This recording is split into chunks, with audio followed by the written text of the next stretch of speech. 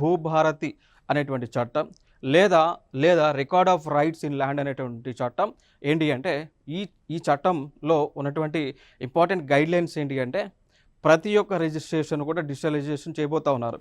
So తెలంగాణలో ఉన్నటువంటి ప్రతి ఒక్క భూమి ఏదైతే ఉందో ఆ భూమి యొక్క కోఆర్డినేట్స్ అన్నీ కూడా శాటిలైట్కి లింక్ చేసి ఆ డేటా అంతా కూడా డిజిటలైజ్ చేయబోతా ఉన్నారు, ఆన్లైన్లో చేయబోతా ఉన్నారు. సో గతంలో కూడా చేసి ఉన్నారు. కాకపోతే దానిలో కొన్ని మిస్టేక్స్ ఉండటం వల్ల దానివల్ల సమస్యలు ఎదురవుతున్నాయి. కాబట్టి సో ఆ సమస్యలన్నీ కూడా పరిష్కరించి సమస్యలు అనేటువంటి భూమికి సంబంధించినటువంటి సమస్యలు ఏవి కూడా లేకుండా ఉండే విధంగా ఈ చట్టాన్ని రూపొందించడం జరిగింది అండి. సో ఈ చట్టాన్ని అనుసరించి ఏం చేయబోతా ఉన్నారు, తెలంగాణలో ఉన్నటువంటి ప్రతి భూమిని కూడా శాటిలైట్కి లింక్ చేసి తద్వారా ఆ భూమి యొక్క హక్కు ఎవరికి ఉంది, ఆ భూమి యొక్క వాటాదారులు ఎవరు ఉన్నారు, ఆ భూమికి సంబంధించినటువంటి గతంలో లావాదేవీలు ఏమైనా జరిగి ఉన్నాయా, ఎన్కంబరెన్స్ సర్టిఫికేట్ అంటాం, ఈసీలు అంటాం.